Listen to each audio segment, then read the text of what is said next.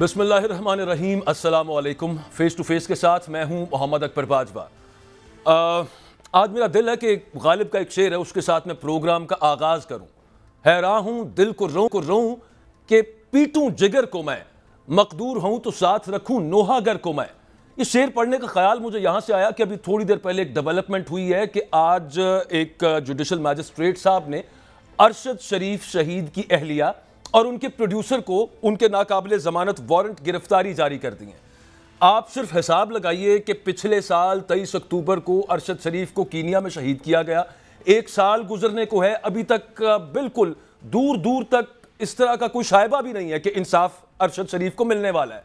Investigations कहां तक पहुंची हैं, क्या मामला बना, सुप्रीम कोर्ट एक सुओ मोटो इस पर ले चुकी है।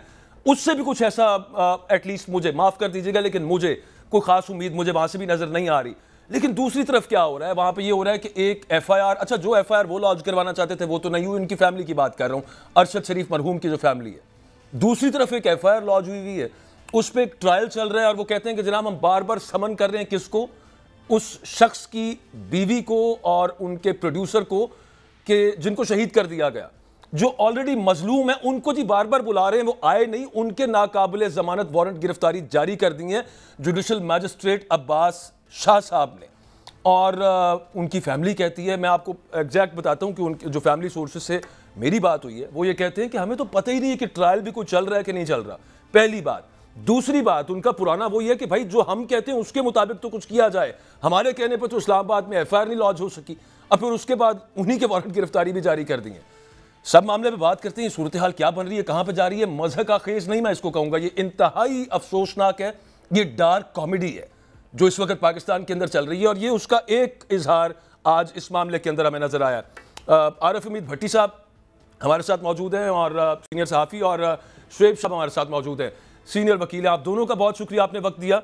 भट्टी साहब, आई स्टार्ट विद यू। आप बहुत, आपकी कुर्बत भी रही अरशद शरीफ शहीद साहब के साथ, फैमिली सोर्सेज से आपकी भी बात हुई, मेरी भी बात हुई है। वो कहते हैं कि हमें तो पता तक नहीं है कि ये ट्रायल चल रहा है।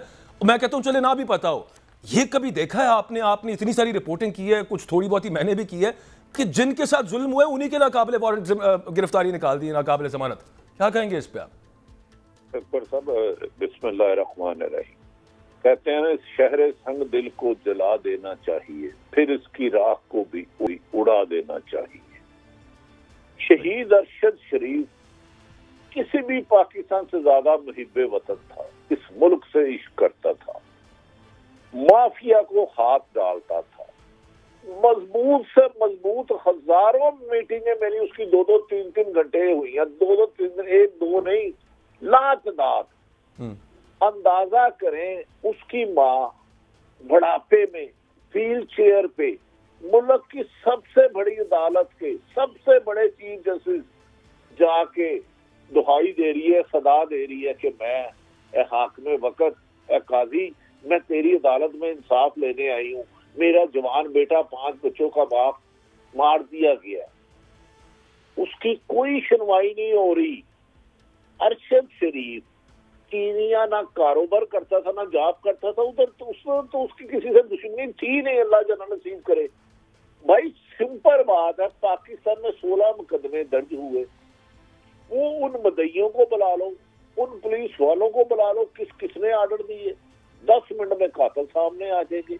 यार जुल्म का देखो, वो हमारी बहन सुमैया, अल्लाह उसके हिम्मत दे, उसकी माँ को, उसके वारंट गिरफ्तारी कर दी उस केस में जिसमें ना वो मुद्दई है, ना मुल्ज़म है, ना गवाह है।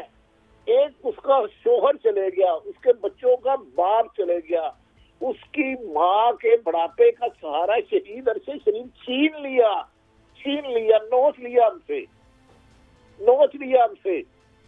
तो आज उसके वारंट जा रहे हैं जो पता ही नहीं उसको क्या है। तो मेरे भाई, कभी दुनिया में ये हुआ है कि जिसका बच्चा मर जाए, जिसका शोहर मर जाए, जिनका माँ बाप मर जाए, उन्हें पता नहीं है, वो सुप्रीम कोर्ट की पाकिस्तान की सबसे बड़ी अदालत में जाके सदाएं दे रही हैं, और उनको एक एडिशन सेशन जज भेज रहा है, पता ही नहीं जिसका कि किसने कराया। भट्टी साहब, साथ वो एक उनके प्रोड्यूसर हैं अली उस्मान, उनके भी नाकाबिले जमानत वारंट गिरफ्तारी जारी हो गए। ये एक और कमाल, उस पे कमाल कर दिया। ये है कि आप बहुत ज्यादा ट्विटर पे देखें तो अली उस्मान अरशद शरीफ शहीद का इश्क करता है, अगर उससे कोई बहुत ज्यादा इश्क करता है, सबसे ज्यादा ट्वीट उसने किए हैं, उसके जालिमों को रोजाना बददुआएं देता है, या अल्लाह शहीद अरशद शरीफ को, शहीद करने वालों को अज़ाब इलाही में मुब्तला कर। सबसे ज्यादा ट्वीट उसको होंगे। अली, जब भी मैं जाता था तो अली हमेशा अरशद के साथ होता था, मेरा भी छोटे भाइयों की तरह। लेकिन आज जब मैंने टिकर देखे कि एक सेशन जज साहब ने या एडिशन सेशन जज या मजिस्ट्रेट साहब ने कर दिए और उस खतून को पता भी नहीं, और भाई मुकदमा दर्ज किसने कराया? तो हुकूमत ने खुद ही मुल्ज़म थी, पीडीएम की हुकूमत, नवाज शरीफ पीडीएम की हुकूमत में उसके पर्चे दर्ज हुए, पीडीएम की हुकूमत ने उसके इर्द गिर्द पाकिस्तान की जगह तंग कर दी। वो 10 जगह अपनी गाड़ियां बदल के जाता था, आखिरी दिन किसी को अपनी लोकेशन, अपनी फैमिली को भी नहीं बताता था, अपनी फैमिली को भी लोकेशन नहीं बताता था। 3 दफा उससे कहा, फिर जिस दिन वो पेशावर जा रहा, मैंने फोन किया, कहता यार 3 लोग आ गए हैं। जिस दिन शहीद हुआ उससे एक दिन पहले 42 मिनट मेरी बात हुई। वो खुदा रसूल का वास्ता है, उसकी बेवा माँ, जो 2 शहीदों की माँ, उसका भाई भी शहीद है मेजर।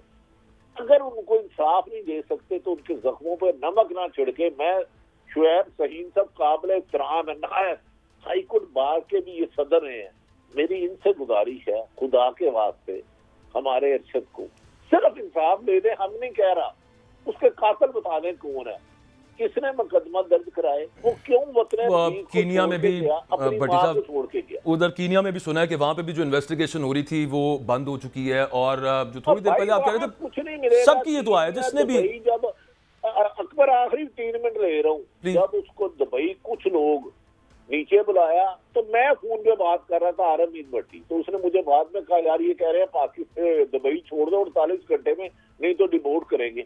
इन्होंने तो उसको दुबई नहीं रहने दिया। और भाई पाकिस्तान में है जो कुछ है। तो कीनिया क्या हुआ कि टारगेट किलर को पैसे दिए, उसने मार दिया, वो अफसर भी नौकरियों पे आ गए। तो भाई आप ना उस पर मुकदमे देते ना ये वतन अजीज छोड़ता। इस मट्टी को उसने तो लंदन अमेरिका का वीजा ही नहीं लगवाया हुआ था, दुबई इसलिए चले गया कि सिर्फ दुबई का वीजा था। अगर खुदा ना हादसा उससे जैसा, अगर कोई वो मुहिब्बे वतन नहीं है ना, फिर पाकिस्तान में मुझे हर एक मुहिब्बे वतन पे शक है। शहीद अरशद शरीफ इस मुल्क से इश्क करता था, इस धरती माँ से इश्क करता था।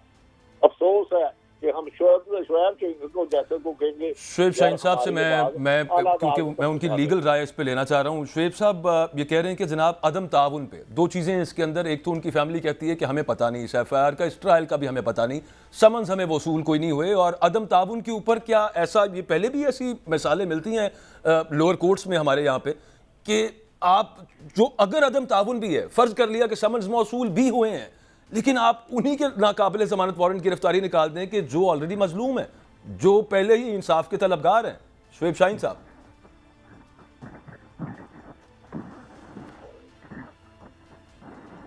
शुएब साहब आवाज आ रही है? साहब अगर देखें हमारा ये फसूदा निज़ाम है, कानून और इंसाफ अगर ना होता। जी मुझे आ रही है, आपको मेरी आवाज आ रही है? जी आ रही सर, आ रही है। आपको मेरी आवाज आ रही है? जी मुझे आपकी आवाज आ रही है। जी प्लीज कंटिन्यू करें, आपकी भी आ रही है। अगर हमारा ये फसूदा निज़ाम है, कानून और इंसाफ ना हो तो अरशद शरीफ को ये मुल्क ना छोड़ना पड़ता, यही उसको उस वक्त इंसाफ मिल जाता जब वो मुल्क छोड़ के गया मजबूर होके। उससे पहले उसने चीफ जस्टिस ऑफ पाकिस्तान को खतूत लिखे, उसने प्रेसिडेंट ऑफ पाकिस्तान को खतूत लिखे और बताया कि मेरी जिंदगी को खतरा है। और उस वक्त के वज़रा ने आकर प्रेस कॉन्फ्रेंसेस की, ये झूठ होता है। फिर बिलाखिर मजबूर होकर वो यहाँ से दुबई गया। फिर बिलाखिर लोगों ने उसका मजाक उड़ाया, वहाँ के उस मुख्तदर ने और कुछ लोगों ने, और दुबई से फिर उनको निकलवाया गया, वो कीनिया गया और शहादत दे के उसने साबित किया कि वो सच्चा आदमी है, जो कुछ वो कह रहा था वो सच था। लेकिन अगर मुनसिफ या उस वक्त का कानून और इंसाफ उनको उस वक्त जिंदगी बचाने में मदद दे देता तो शायद आज ये दिन हमें ना देखने पड़ते। और दूसरी बात, 2 किरदार सिर्फ सामने, एक तो कीनिया में शहादत हुई ना, जो लोग बाकी किरदार है सामने, लेकिन 2 किरदार वो कौन लोग थे जिनके कहने पे मुद्दई कौन थे? पूरे पाकिस्तान में गद्दारी के पर्चे काटे गए अरशद शरीफ के खिलाफ। वो कौन लोग थे आज तक मुद्दई सामने नहीं आ सके। कमाल की बात है, और दूसरा किरदार किसने उनको दुबई से निकलवाया। ये दो किरदार वेरीफाई करते सारी प्लानिंग और प्लानर्स आपके सामने आ जाएंगे। लेकिन इससे अगर उनके कातलों को वाकई सजा मिली होती तो आज इमरान रियाज के साथ जो कुछ हो रहा है 120 दिन से वो गायब है, मिसिंग पर्सन में शामिल है, तो वो आज उसके साथ ये ना हो रहा होता, तो आज जो चार दीवारी की पामाली है वो ये ना हो रही होती। और जो आपने प्रोसीजर बताया है, देखिए अगर वो उसमें गवाह हैं तो सबसे पहला तरीका होता है समन जाए और उनके सिग्नेचर के कराए कि अदालत आपको बुला रही है। दूसरा तरीका होता है कि फिर भी वो ना आए तो उनके नाकाबिले जमानत वारंट नहीं, काबिले जमानत वारंट होते हैं कि जाए आप उनको इन्फॉर्म करें, उनको कहीं छोटी बांट दें कि आप हर हाल में अदालत में पेश होंगे क्योंकि ये इंसाफ का तकाजा है, आपके पास कुछ इंफॉर्मेशन है जो आपने हर हाल में देनी है। लेकिन यहाँ तो सिलसिला ही मुख्तलिफ है। मसला आज भी सुप्रीम कोर्ट के चीफ जस्टिस की सरबराही में बेंच में जेर समाअत है, मेरा ख्याल लार्जर बेंच है या स्पेशल बेंच है, और उसके अंदर अभी ये रिपोर्टें जा रही हैं कि JIT ने अपनी रिपोर्ट जमा करानी थी और JIT के नुमाइंदों ने कीनिया और दुबई जाना था secure the complete evidence and secure the complete जो उनके पास शहादतें मिल सकती थी। लेकिन वो तो अभी प्रोसेस ही मुकम्मल नहीं हुआ। तो लगता ये है कि जज साहब को और प्रोसिक्यूशन को जल्दी है ताकि इस मुकदमे को निपटा दिया जाए और हम ये कहने में हक बजाने को कि हमने जनाब मुकदमा चलाया लेकिन कुछ साबित नहीं हो सका, लिहाजा ये केस क्लोज कर दिया गया है। और ये वो वजह है कि ये सारा प्रोसेस होके अगर रियासत इस तरह अरशद शरीफ की फैमिली को तहफ़्फ़ुज़ नहीं दे सकी, उसको तहफ़्फ़ुज़ नहीं दे सकी, तो जो हरासमेंट का सिलसिला इस अंदाज और इस तरीके से जारी है तो मैं समझता हूँ काबिल शर्म बात है हम सब के लिए, साथ ही बरादरी के लिए भी, पूरी कौम के लिए भी और ऐसे मुनसिफों के लिए भी कि जो कम्प्रोमाइज होते हैं या जो आंखें बंद करके इस तरह के नाकाबिल जमानत वारंट का फर्ज जारी कर देते हैं। और ये आपके सामने ही है जो कुछ पिछले कई महीनों से या 1 साल 1.5 साल से हो रहा है, उसकी कौन सी मिसाल आपको करूं। बिल्कुल जिस वक्त बल्कि ऐसी जगह है जहां कानून की चीज नहीं होती। ट्रू, जिस वक्त अरशद शरीफ साहब मुल्क से बाहर गए थे और फिर वो कीनिया गए और फिर शहादत की खबर आई, वज़रा ने PDM के प्रेस कॉन्फ्रेंसेस भट्टी साहब उन्होंने की तो सही, वजीर दाखिला उस वक्त के ना वो कोई सोने की स्मगलिंग का भी इल्ज़ाम उन्होंने लगा दिया था अरशद शरीफ शहीद पे। और लेकिन ये जो अब हमारी ये जुडिशल मैजिस्ट्रेट अब्बास शाह साहब हैं, इनका ये ख्याल है और जो शुएब शाहीन साहब बात कर रहे हैं कि शायद ये केस को यूं दाखिले दफ्तर कर देंगे और यूं प्रेशर करेंगे फैमिली को, तो उसके बाद क्या ये तासुर चला जाएगा कि जनाब देखें हमने तो अपनी तरफ से अपना फ़र्ज़ पूरा कर दिया है। मतलब सोचने की बात है ना, ये पॉसिबल है इस तरह का काम करके कि आप जिस खातून का खामिद कत्ल कर दिया गया उसी की आप नाकाबिले ज़मानत चाहे काबिले ज़मानत वारंट गिरफ्तारी पे निकाल दें और आपका ये ख्याल हो कि अवाम आप पे बिलीव कर लेंगे कि यहाँ पे justice has been seen to be done और जस्टिस हैज़ बीन डन। ये किस किस्म का जहन होगा उनका कि उन्होंने इस तरह का मामला किया है? भट्टी साहब देखिए, गुजारिश है जब कातिल ही मुंसब बन जाए, कातिल ही वकील बन जाए तो मकतूल बेचारे बोला नहीं करते।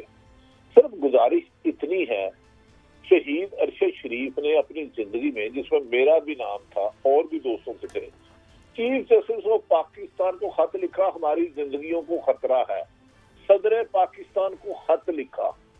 अब मेरा ख्याल है शुएब शाहीन साहब ने लिखा, ये अपने आप को कानूनी तौर पर मजबूत करना चाहते हैं, झूठी मिसलें लिखी होंगी, पता नहीं मिसल में कौन लिखा, कौन मुदई, किसने मिसल लिखी, कुछ नहीं लिखा।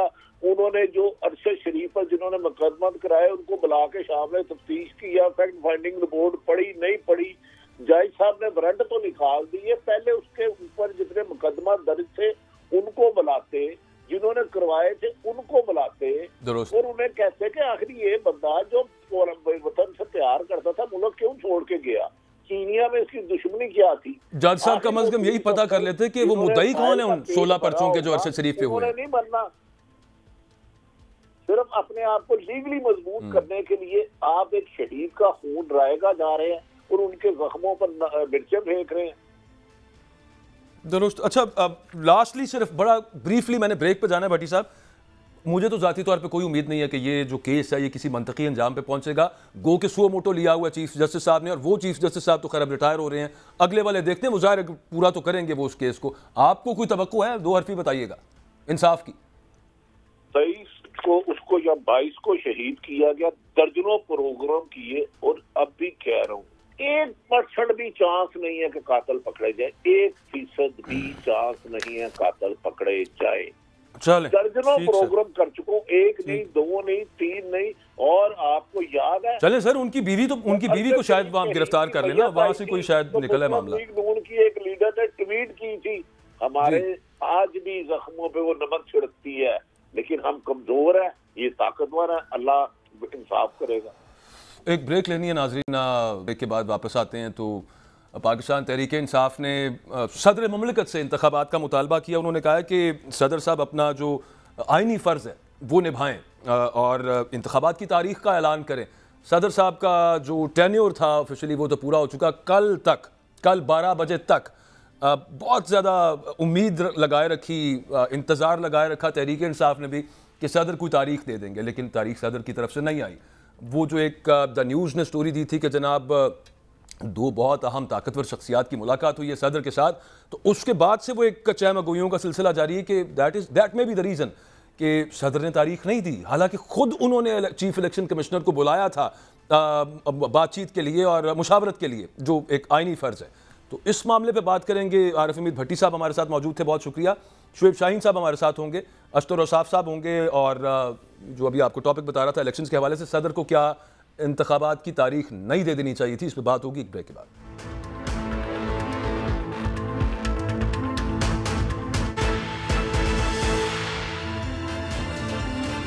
सदर ममलिकत ने पंजाब के इलेक्शंस की डेट दी थी, खैर उस पर तो अमल नहीं हुआ, इलेक्शंस नहीं हुए। वो जो डेट आई थी उनकी तरफ से, उसके बाद उन्होंने एक जो फॉर्मेलिटी है उनकी, जो एक रिक्वायरमेंट है according to article 58(5) I guess, वो ये कि जो मुशावरत वगैरह भी उन्होंने करनी थी वो भी उन्होंने चीफ इलेक्शन कमिश्नर साहब को कहा। खैर चीफ इलेक्शन कमिश्नर साहब ने अगेन, मैं रिपीट करूंगा, पहले भी मैं ये कहता रहा हूँ कि उन्होंने मुनासिब समझा कि वो अमरीकी एम्बेसडर से तो मिल लें, लेकिन पाकिस्तान का जो सबसे बड़ा आइनी ओहदा है, supreme commander of forces of Pakistan, उनसे मिलना मुनासिब नहीं समझा चीफ इलेक्शन कमिश्नर ने। एनीवेज, उसके बावजूद ये फॉर्मेलिटीज़ पूरी हो गई थी, तो शुएब शाहीन साहब, सदर ममलिकत को क्या कल की डेट तक तारीख देनी चाहिए थी इलेक्शंस की? उसके बाद एक पोजीशन आ जाती उनकी कम अज़ कम सामने, कम अज़ कम ये जो चहमगोइयाँ हो रही हैं या जो रूमर्स उड़ रही हैं कि जी ताकतवर शख्सियात से मुलाकात के बाद सदर ममलिकत ने स्टैंड अपना चेंज किया है, ये बातें ना होती हैं। आपका क्या ख्याल है?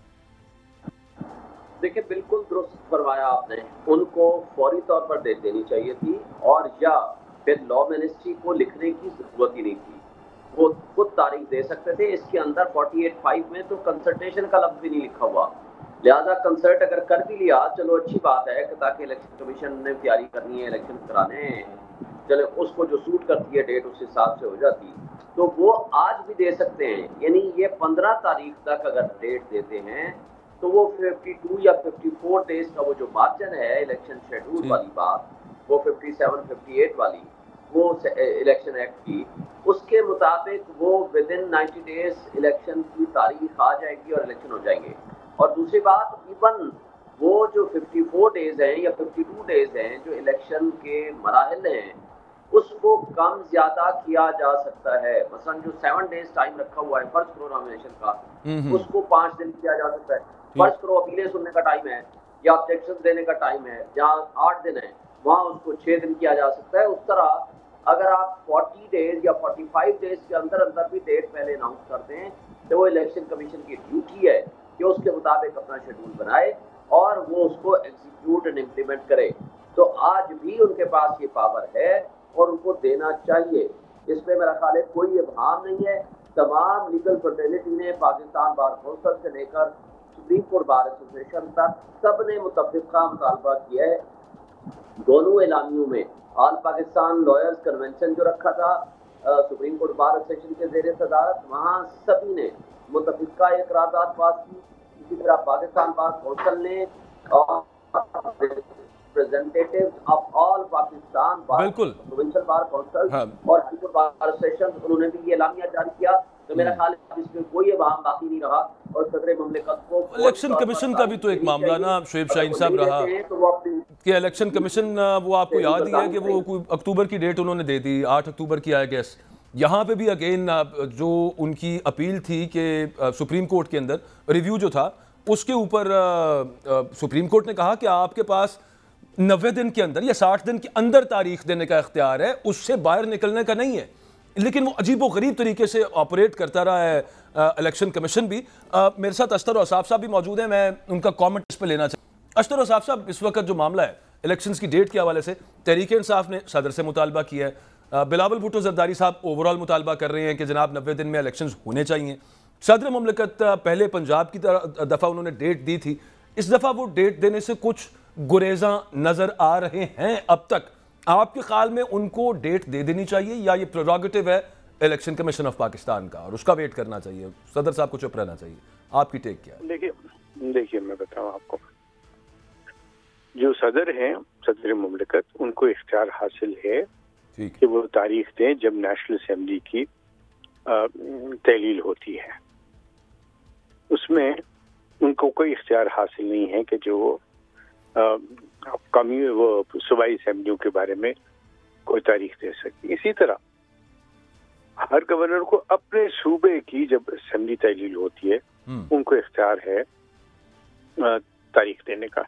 लेकिन क्या तारीख देना का इख्तियार जो है ये हम समझेंगे कि वो एक ऐसी चीज है जो किसी जंबील में से निकल आएगी या जो किसी पटारी में से आपको तारीख निकाल देंगे या फाल डाल के तारीख निकालेंगे? ऐसा होता नहीं है। हमारा मुल्क के अंदर ये सिलसिले जो हैं ये एक अजीब एक कंफ्यूजन का शिकार हो जाती है इन सब चीजों को। बिल्कुल है। जो असल बात है वो ये है कि हमें आइन को सिर्फ एक शिक को नहीं पढ़ना, हमने आइन की तमाम जो इलेक्शन से मुतल्लिका बातें हैं उनको मिला के पढ़ना है। और उससे हम तावीलें तो बहुत सारी निकाल सकते हैं, लेकिन क्या तावीलों से बात बन जाती है? असल जो चीज है वो ग्राउंड रियलिटी है। अब देखिए, छोटी सी मिसाल दूंगा आपको। असेंबली तहलील होती है और सदर मुमलिकत कहते हैं 1 हफ्ते में इलेक्शन करा दो। कह सकते हैं ना वो, लेकिन वो क्या हो सकेगा? नहीं, एक पूरा प्रोसेस है। 90 डेज है ना उसमें एक वो 90 डेज के अंदर है ना, within 90 days. So he says no, next week election करा दो। तो क्या होगा? एक बहरान सा बन जाएगा ना। एक अजीब सी बात होगी कि सदर मुमलिकत जो है the highest office in the country, the commander in chief of armed forces, जिसके नाम से सारे लोगों को एजाज़ात दिए जाते हैं, जिसके नाम से लोगों की तकर्रियाँ होती हैं, अटॉर्नी जनरल को लगाया जाता है, वजीर आजम को का नोटिफिकेशन उसके दफ्तर से हो, तो ये फिर अजीब सी बात बन जाएगी। इसलिए जरूरी क्या है कि हम सब चीजों को मिला के पढ़ें। उसमें मैंने पहले भी अर्ज किया था और मैंने फिर ये बात की है 2-3 दिन पहले कि देखिए, अब वो दिन चले गए हैं जब हल्का बंदियों के लिए आपको पटवारियों को बिठवाना पड़ता था, आपको बाकी लोगों को वहां पे लाइनें लगवानी है, रेवेन्यू के ऑफिसर्स को बुलाएंगे। अब सारा चीज डिजिटल हो जाता है। ये हल्का बंदी की जरूरत क्यों पड़ रही है? शायद बहुत कम लोगों को पता है कि आपकी 2018 के इलेक्शन भी जो थे वो सेंसस के मुताबिक नहीं हुए थे। ये पॉलिटिकल पार्टीज ने आपस में बैठ के फैसला किया कि हम इसको प्रोविजनली अप्रूव करते हैं और आगे लेके चलते हैं, और अगले इलेक्शन जो होंगे वो सेंसस के मुताबिक। अच्छा अशतर औसाफ साहब, तावीलों की जो आपने बात की, सबको मिला के पढ़ना और फिर हर एक अपना अपना उसमें से एक इंटरप्रिटेशन निकाली लोगों ने, और उन तावीलों की वजह से ये मामला हुआ कि आपकी बरादरी, आपके कॉलीग्स जो हैं बहुत सारे, वो ये कह रहे हैं कि इस वक्त तो आइन की रेस्टोरेशन की मूवमेंट की ज़रूरत है। इस वक्त तो इन इफेक्ट आइन इम्प्लीमेंटेड ही नहीं है। आप अग्री करते हैं इससे? देखिए, आइन की इम्प्लीमेंटेशन का मकसद क्या है? आइन की इम्प्लीमेंटेशन का मकसद सिर्फ और सिर्फ अवाम की फलाह बहबूद है। ठीक है। पाकिस्तान अगर मुकद्दम है तो आप देखेंगे कि क्या इलेक्शंस इस वक्त आप करा दें और वो आपके इलेक्शंस हो जाएं मुतनाज़िया, तो क्या वो पाकिस्तान की बेहतरी के लिए, अवाम की फलाह के लिए होगा? नहीं।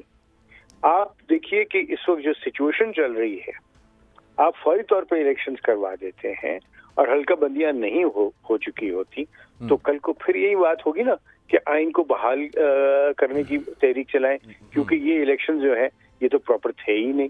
तो हर तरह की बातें होंगी। जरूरत किस बात की है? अब देखिए, बातें तो सब होती रहेंगी, लेकिन जरूरत क्या है? जरूरत है कि बिलावल भुट्टो साहब ने बात की, बहुत अच्छी बात की है उन्होंने। साथ में प्रेसिडेंट ऑफ PMLN बैठे, उनके साथ JUI के प्रेसिडेंट बैठे, MQM के प्रेसिडेंट बैठे, ये तमाम लोग इकट्ठे बैठे, बशमूल PTI के।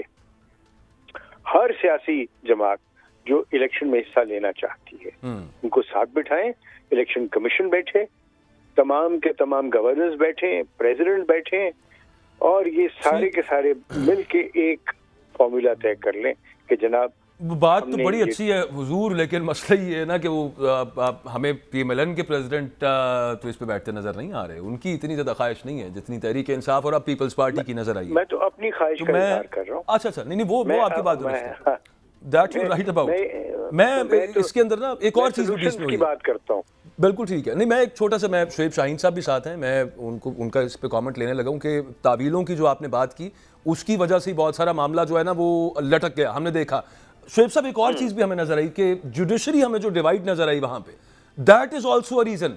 जजेस की मैं आपसी चपकलिश कहना तो बड़ा जरा हार्श वर्ड होगा, मैं वो नहीं चलने जाता, लेकिन एक दूसरे के साथ इतना ज्यादा जहनी इख्तलाफ कि जिसकी वजह से ये मामला हमारे सामने है कि पंजाब में इलेक्शंस नहीं हो सके, और आगे भी जो मामला है अब उस पर भी पता नहीं क्या ही समझ नहीं आ रही कि होगा क्या। तो ये जो जुडिशरी की डिवाइड है, इस पर क्या कहेंगे शुएब शाहीन साहब आप? जुडिशरी की डिवाइड तो बड़ी काबिल अफसोस है और हम सब के लिए काबिल अफसोस है। जो सबसे बड़ा इदारा है इंसाफ देने का, अगर वहाँ तकसीम हो, ठीक है, डिफरेंस ऑफ ओपिनियन इंटेलेक्चुअल्स के दरमियान हुआ करती है और होना चाहिए, ये उसके गुड रिजल्ट के लिए बहुत बेहतर है, ताकि हर जज इंडिपेंडेंटली सोचे और अपने इंडिपेंडेंट माइंड के मुताबिक अपना फैसला लिखे। लेकिन तकसीम होना, उस तकसीम का बाहर आ जाना और उस तकसीम के नतीजे में गुफ्तगू होना, ये इंसाफ के निज़ाम के लिए नुकसानदेह है।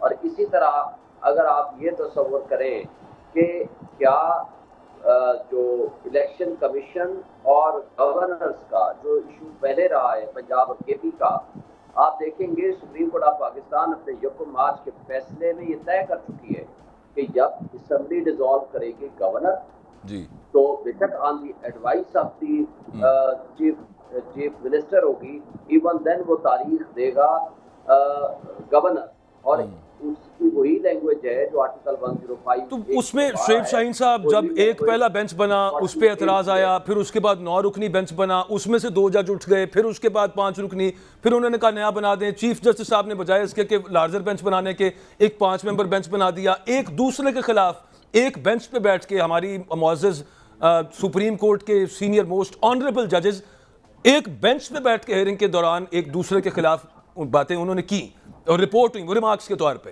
तो ये भी तो एक वजह है ना, फिर पंजाब के अंदर इलेक्शंस नहीं हुए 90 दिन के अंदर और आगे मुल्क के अंदर भी लटकते हुए नजर आ रहे हैं। ब्रीफली सिर्फ इस पे कमेंट कर दीजिएगा। देखिए, हम तो फाइनल रिजल्ट की तरफ आते हैं। 1 मार्च के फैसले को अमल दरामद नहीं हुआ, वो जजमेंट पेनल्टी अख्तियार कर चुकी है, किसी ने उसके खिलाफ रिव्यू नहीं किया। नंबर 2, 4-4 का फैसला पेनल्टी अख्तियार कर चुका है जो 14 मई के इलेक्शंस का कहा गया था। इन दोनों जजमेंट में डिटरमिन कर दिया है, सुप्रीम कोर्ट ने इंटरप्रेट कर दिया है। जब इंटरप्रेशन सुप्रीम कोर्ट से आ जाए, उसके खिलाफ रिव्यू भी खारिज हो जाए, तो फिर दूसरी कोई ऑप्शन नहीं है सिवाय इस बात के आर्टिकल 189, 190 के मुताबिक इलेक्शन कमीशन उसका पाबंद है। जो इलेक्शन कमीशन का मुताल्लिक उन्होंने राय दी है, वो तो उन्होंने कहा है जमहूरियत को डिरेल किया है, और जमहूरियत को ना सिर्फ डिरेल किया है कि कॉन्स्टिट्यूशन की वायलेशन की है, ब्रीच ऑफ कॉन्स्टिट्यूशन किया है। ये सबके बारे में उन्होंने लिखा, जो गवर्नर KP के बारे में भी लिखा, ये इलेक्शन कमीशन का मुताल्लिक भी लिखा। लेकिन इस सब कुछ के बावजूद आप अगर सामने देख लें, उस वक्त इलेक्शन कमीशन का मौक़िफ़ ये था कि ये बिल्कुल ठीक। आप मैंने एक्चुअली ना सर ब्रेक की तरफ जाना है, और बड़ा बेहतरीन पॉइंट शुएब शाहीन साहब ने उठाया कि जिम्मेदार कौन, बताया लिखा तो सही, लेकिन अब जिन्होंने नहीं कुछ किया सिर्फ इतने तक काफ़ी है कि जनाब आपने ये कह दिया कि तुमने भी गलत किया, तुमने ठीक नहीं किया और तुमने ठीक नहीं किया। उनके खिलाफ भी कुछ एक्शन लेना था हुजूर वाला, वो आपने नहीं लिया। एनीवेज, बिलावल साहब ने कहा है कि तमाम आईनी माहिरीन ने बताया, ये आज उन्होंने बताया, बिलावल साहब ने, वो कहते हैं कि तमाम आईनी माहिरीन ने बताया है कि इलेक्शन 90 रोज़ में हो जाने चाहिए। बताने की वैसे ज़रूरत क्या है इतनी ख़ास, ये सबको पता ही है, लेकिन ये बात इंपॉर्टेंट है कि ये पंजाब की दफ़ा भी पता थी, वहाँ पे भी अनएम्बिगुअस है आईने पाकिस्तान, बड़ा क्लियरली कहता है कि no later then 90 days elections Punjab में भी होने थे। बिलावल साहब को तब ये नहीं पता चला। अब खैर, अब कह रहे हैं तो चलें, कोई, मैं तो कहूँगा देर आए दुरुस्त आए। इस पर कुछ बात करेंगे। नबील गबोल साहब पाकिस्तान पीपल्स पार्टी के लीडर हमारे साथ होंगे, उनसे पूछेंगे कि अब अगर उस वक्त जो आईनी माहिरीन कहते थे और फिर दूसरों ने नहीं माना, अगर अब भी ना माना दूसरों से मतलब आई मीन बहुत सारे इदारे जिनका सुप्रीम कोर्ट ने कहा कि उन्होंने इलेक्शन कराने में ताखीर की, तो फिर क्या प्लान करेंगे आगे? ब्रेक के बाद नबील गबोल साहब से पूछते हैं।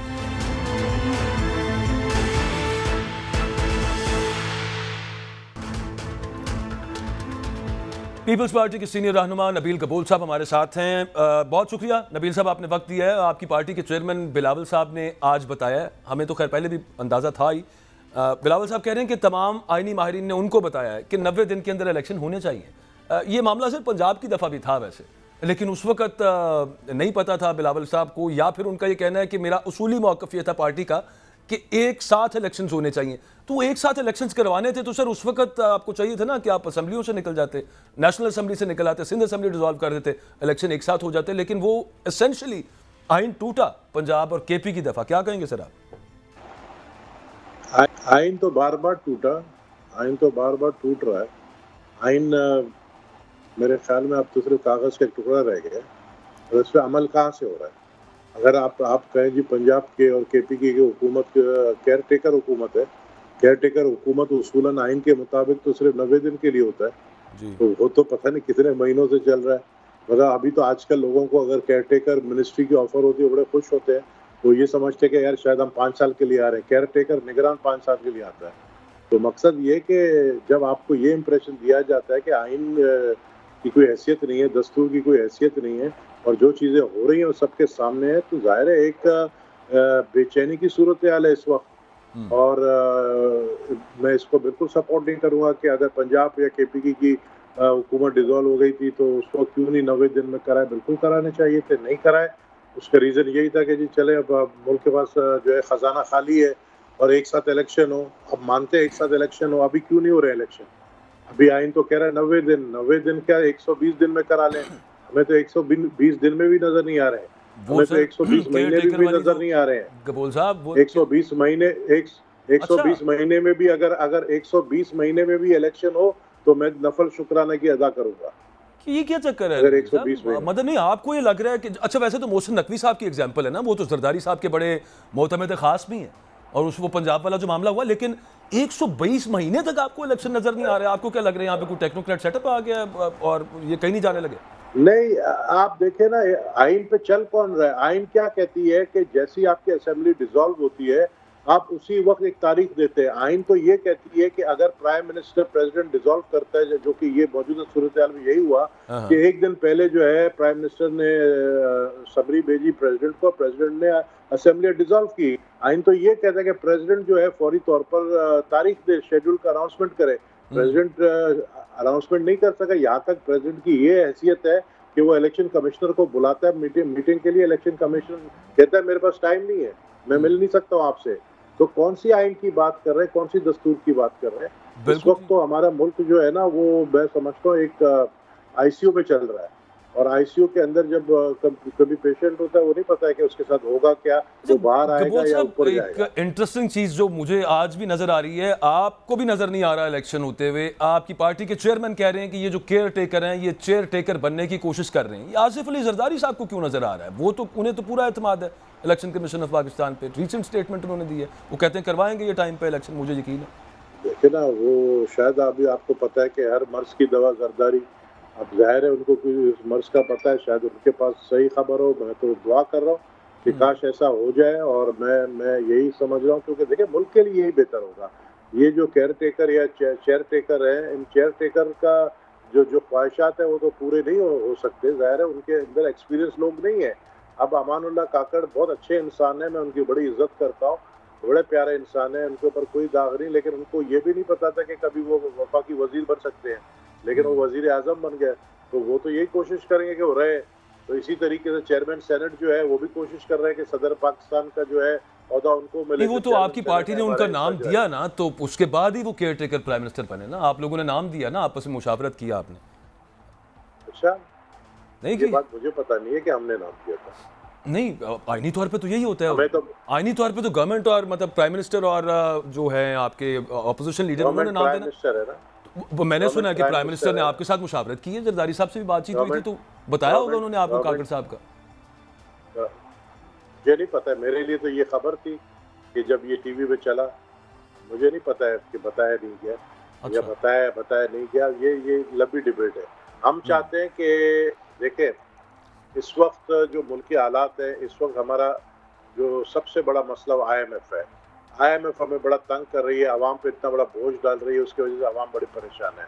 इस हालत के अंदर आप देखें, फिर भी हम कहते हैं इलेक्शन हो, ताकि आवाम को एक गैर यकीनी सूरत हाल है उससे बाहर निकले। अच्छा, ये जो आपको गबोल साहब लग रहा है कि 120 महीने में भी इलेक्शन नहीं होंगे, और जो मुतालबा अब आपकी पार्टी की तरफ से जरा तेज हो गया है, उसकी जो है ना एक नॉच अप, उसकी आंच तेज कर दी है कि जनाब इलेक्शन कराएं 90 दिन के अंदर, क्या ये वजह है कि ये फिर खबरें सामने आना शुरू हो गई हैं कि पीपल्स पार्टी के खिलाफ जो, या पीपल्स पार्टी की जो मुश्किलात हैं उनमें इजाफा होने लगा है, पीपल्स पार्टी के खिलाफ कोई एहतसाब की कैंपेन, वो उस तरफ मामला जा रहे हैं, ये वजह क्या आप मुतालबा कर रहे हैं 90 दिन में इलेक्शंस का?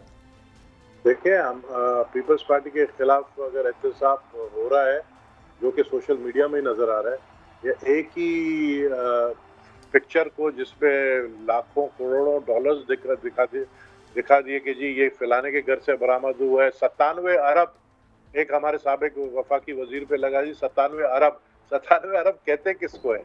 ये कोई दुबई का अरब तो नहीं था कि 97 आदमी पार्टी में बैठे उनको दिखा दिए। ये नोट्स की बात कर रहे हैं, पैसों की बात कर रहे हैं। 970 करोड़, 900 करोड़ किसको कहते हैं? मतलब ऐसी बात करें जिस पर लोग। अच्छा, नहीं, मैं उसकी बात नहीं कर रहा, मैं आपको एक वाकया सुन लें नबील साहब, ऐसे एक वाकया सुन लें। अभी पिछले दिनों आपको पता है कि आर्मी चीफ साहब ने मुलाकात की ताजरों के साथ कराची के अंदर, और ये मेन स्ट्रीम मीडिया के ऊपर रिपोर्ट हुआ, ऑन एयर चला, वहाँ पे उन्होंने कहा कि जी यहाँ पे भत्ताखोरी कराची के अंदर, और इशारा उनके MQM की तरफ नहीं था ताजरों का, और यहाँ पे जो मुख्तलिफ रिश्वतें ली जाती हैं मुख्तलिफ ऑफिस के अंदर, इनका कुछ करें। जिस पे चीफ ऑफ आर्मी स्टाफ ने कहा अच्छा आप कराची की उस सिस्टम की बात कर रहे हैं, ये सिस्टम जिसको कराची का कहते हैं ना, उसके बारे में कहा जाता है कि वो मुराद अली शाह साहब के करीबी ब्यूरोक्रेट्स ऑफिसर्स की बात हो रही है, जहाँ पे हाथ डालने का चीफ ऑफ आर्मी स्टाफ इशारा दे रहे हैं। तो अभी उस 97 अरब को आप साइड पे कर दें, मैं तो इस चीज़ की बात कर रहा हूँ। देखिए, जिस तरफ आपका इशारा है, मैं समझता हूँ अगर आर्मी चीफ ये सारी चीज़ें कर रहे हैं तो बहुत अच्छी बात है। मैं समझता हूँ कि आर्मी चीफ ने जिस तरीके से डॉलर्स को नीचे लाने में अहम किरदार अदा किया है, उसको मैं वेलकम ज़रूर करूँगा। आर्मी चीफ ने जो ऐलानात किए हैं, जो बातें की हैं यहाँ पर बिजनेस कम्युनिटी से, उस पर अमल हो, बहुत अच्छी बात है। मैं तो कभी नहीं कहूँगा जी अगर किसी ने करप्शन किया उस पर हाथ नहीं डाले। जिसने करप्शन किए हैं, जो कल तक पीली टैक्सी में घूमते थे, आज जो सिर्फ उनके बॉडीगार्ड्स के पास ग्रैंड क्रूजर्स हैं 15-15 करोड़ रुपए का, हाथ डाले, बिल्कुल हाथ डाले, ये तो अच्छी बात है। लेकिन हाथ उस वक्त डालें जब आपका एविडेंस हो। इस तरह सोशल मीडिया के पिक्चर्स वीडियो चल रहे हैं और आप जो है नोट्स दिखा रहे हैं कि इतने पैसे निकले, इस तरह का एहतसाब नहीं होना चाहिए। नहीं, वो तो पहले भी देखा है। लेकिन बात में ये है कि देखिए, बात ये है कि इस वक्त पोजीशन ये है कि एक तरफ एहतसाब का अमल चल रहा है, जो कह रहे हैं, मुझे नजर तो नहीं आ रहा वैसे चलते हुए, लेकिन अल्लाह करे चले। एक तरफ एहतसाब का अमल चले, साथ साथ आप इलेक्शन का भी ऐलान करवाएं ना। आर्मी चीफ साहब जो है मुल्क के लिए अच्छा कर रहे हैं, वो एहतसाब का अमल चलेगा गबोल साहब, उस पर देखें यूं ही होता है, जहां पे भी जब एहतसाब का अमल चलता है ना, वो कहते हैं जी हमें परसिक्यूट किया जा रहा है, हमसे कोई जो है ना, हम पे जुल्म किया जा रहा है। तो ये वाली बातें शुरू हो जाएंगी फिर वहां पे कि ये जानबूझ के किया जा रहा है, ये झूठे केस बनाए जा रहे हैं, हमें प्रेशर में लाया जा रहा है। जब हम कहते हैं 90 दिन में इलेक्शन का ऐलान करें, तो 90 दिन में 1 महीना तो हटा देना, 1 महीना तो गुजर गया है, क्योंकि असेंबली डिसॉल्व हुई थी पिछले महीने के 8 तारीख को। आज 9 तारीख है, 1 महीना गुजर गया। बाकी बच गए कितने आपके पास बच गए 2 महीने। आप कल इलेक्शन शेड्यूल अनाउंस करें और आप जो है इलेक्शन शेड्यूल 2 महीने में इलेक्शन करा दें। आप साथ साथ एहतसाब के लिए एविडेंस इकट्ठा करें। आप बाद में भी एहतसाब कर सकते हैं। अभी क्या आप समझते हैं ये एहतसाब कौन कर रहा है? ये अमानुल्लाह काकड़ देख रहा वजीर आजम एहतसाब करवा रहा है। या करने की बातें कर रहा है। तो जहाँ से एहतसाब का अमल शुरू होगा बाद में भी वहीं से ही शुरू होगा। तो जहाँ से शुरू होगा मैं समझता हूँ कि वो अच्छी काकड़ साहब तो कहते हैं कि मेरे तो काम में अभी तक एक रत्ती बराबर भी किसी की इन्वॉल्वमेंट नहीं है, ना किसी ने कोई मुझे प्रेशराइज करने की कोशिश की, और रिकॉर्ड उनका बयान है। वो कहते हैं जो मैं कह रहा हूँ अपने उन पर ठीक है। हमें कोई देखे ना, काकड़ साहब ने ये भी कहा कि इलेक्शन जो है अगर सुप्रीम कोर्ट कोई तारीख देता है हम उस पर अमल करेंगे। तो अब देखना ये है कि काकड़ साहब ने जो बयान दिया है उस पर वो ठहरते नहीं ठहरते हैं। और जो कि मैंने सुना है कि सुप्रीम कोर्ट ही तारीख देने जा रही है। और क्योंकि देखे ना प्रेसिडेंट ऑफ पाकिस्तान ने तारीख दी, ना आपके इलेक्शन कमीशन ने अभी तक तारीख दी है। तो अब जो पिटीशन दाखिल हुई है सुप्रीम कोर्ट में, शायद सुप्रीम कोर्ट तारीख दे दे। तो उस पर अमानुल्लाह काकड़ साहब ने कहा है कि जो सुप्रीम कोर्ट तारीख देगी हम उस पर बनोबन अमल करेंगे। अच्छा सर, अगर सदर साहब डेट दे देते हैं, वो एक बात की बात है कि उसको कल रात तक का टाइम था, वो चैलेंज हो सकती है, जो भी दे देते हैं, तो आपकी पार्टी फिर इस दफा सदर के साथ होगी कि ठीक है जी जो सदर साहब डेट दे रहे हैं उस पर इलेक्शंस करवाएं? बिल्कुल, सदर साहब अगर आइन के मुताबिक 90 दिन वाला जो डेट देते हैं, 90 दिन की बात कर रहा हूँ मैं, 90 दिन से आगे की डेट की नहीं बात करूँगा। हाँ बिल्कुल ठीक, 90 दिन में डेट देंगे, उस पर बिल्कुल पीपल्स पार्टी जो है वो मैं समझता हूँ अप्रिशिएट करेगी प्रेसिडेंट के इस अमल को। अच्छा, ये जो एक तावील है कि मर्दमशुमारी और फिर हल्का बंदियां होनी है, आपके वजीर आला मुराद अली शाह साहब ने एंडोर्स क्यों किया, उसको रेटिफाई क्यों किया मर्दमशुमारी को? अगर 90 दिन के अंदर वाला मामला था, वो कहते मैं नहीं इसको कर रहा। 2018 के अंदर भी मर्दमशुमारी हो चुकी थी और हल्का बंदियां पुरानी वाली इस्तेमाल हुई थी, इस दफ़ा भी उसी को करें। क्यों फैसला किया आपकी पार्टी ने कि वो एंडोर्स उसको रेटिफाई करेंगे मर्दमशुमारी को? मेरे ख्याल में ये सवाल आप मुराद अली शाह से पूछे बेहतर है। लेकिन ये मैं जरूर कहूँगा कि जो मर्दमशुमारी पिछली हुई थी अभी कुछ मेरे ख्याल में अरसे पहले, जिसमें मैं फिर खासकर अपने पार्टी डिसीजन होगा ना, तो पार्टी चेयरमैन से पूछे बगैर तो मुराद अली शाह साहब वहाँ पे नहीं चले गए होंगे। मुझे नहीं इस बारे में इल्म नहीं है, लेकिन ये आज वाजे भी किया हमारे चेयरमैन ने मदीन में प्रेस कॉन्फ्रेंस में कि जो पार्टी फैसला करेगी, जो सीएसी फैसला करेगा उस पर अमल होगा। तो वो पार्टी को अहमियत देते हैं, सेंट्रल एग्जीक्यूटिव कमेटी ने फैसला किया होगा। अब आखिरी सवाल ब्रीफली गबूल साहब, है बड़ा इनसेंसिटिव सा, लेकिन वैसे आप अगर जवाब देना चाहें तो दे दें। अगर ना करवाए इलेक्शंस 90 दिन के अंदर या 120 दिन के अंदर या 120 महीनों के अंदर भी, क्या करेंगे फिर आप as peoples, as a party? क्या प्लान है आगे? मुजाहमत की सियासत की तरफ जाएंगे फिर? जाहिर है जी, अगर मुल्क के अंदर आइन को तोड़ा जा रहा है और आइन को जिस तरीके से आइन की बेहुरमती की जा रही है, तो उसका और कोई रास्ता नहीं है, मज़ामत ही है, जाहिर है।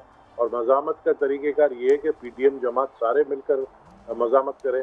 हम तो कहते हैं नवाज शरीफ साहब खामोश क्यों है, पीएमएल नून खामोश क्यों है?